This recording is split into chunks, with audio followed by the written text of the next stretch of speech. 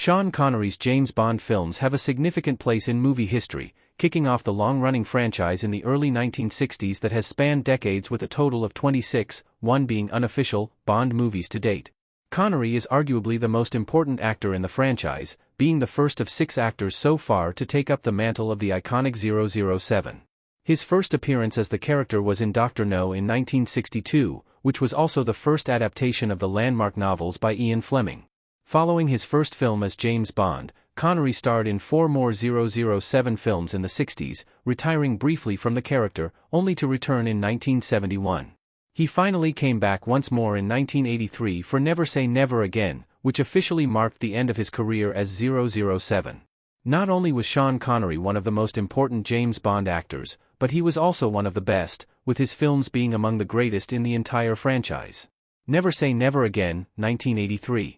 An unofficial James Bond film. Never Say Never Again is a strange entry into Sean Connery's James Bond filmography. First, it was the return of Connery to the character after 12 years, despite Roger Moore playing 007 at the time. It also has a confusing place among the rest of the Bond movies, given that it wasn't even made by Eon Productions, which means it can be considered an unofficial entry into the James Bond franchise, not taking place within the official canon. Despite that, Never Say Never is still an enjoyable time, and it is nice to see Connery back as James Bond after more than a decade. He proves that he still has the chops to pull off 007, but it is evident that Roger Moore stepped into the role admirably, and Sean Connery's time as the iconic character had passed. It's not that great of a James Bond movie, but it is quite enjoyable. Diamonds Are Forever, 1971. Sean Connery's first return to James Bond. After briefly retiring from the character following You Only Live Twice, Sean Connery returned to the role of James Bond just 4 years later, this time taking over for George Lazenby in Diamonds Are Forever in 1971. Not only was the film Sean Connery's return, it was the 6th and final Ian Bond film that Connery would star in, marking the end of a highly influential era for the character. Diamonds Are Forever is a very entertaining Bond movie, but it is also quite silly, with campy humor and a somewhat goofy villain in Ernst Stavro Blofeld.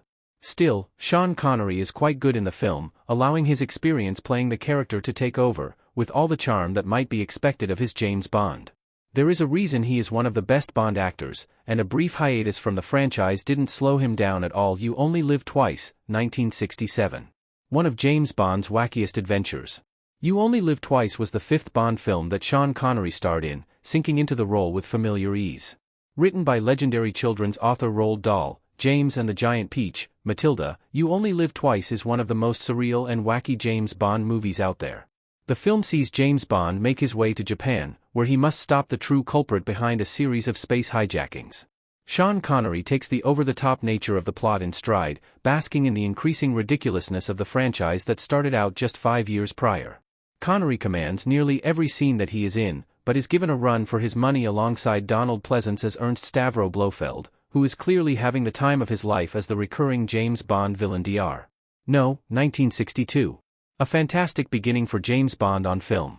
Dr. No is perhaps the most significant James Bond movie ever made, given the fact that it was the first Bond film, setting the stage for what was to come in the historically important franchise. Thus, it was also Sean Connery's first time playing the character, instantly taking on the role with an undeniable charm that would carry him through each of his James Bond appearances.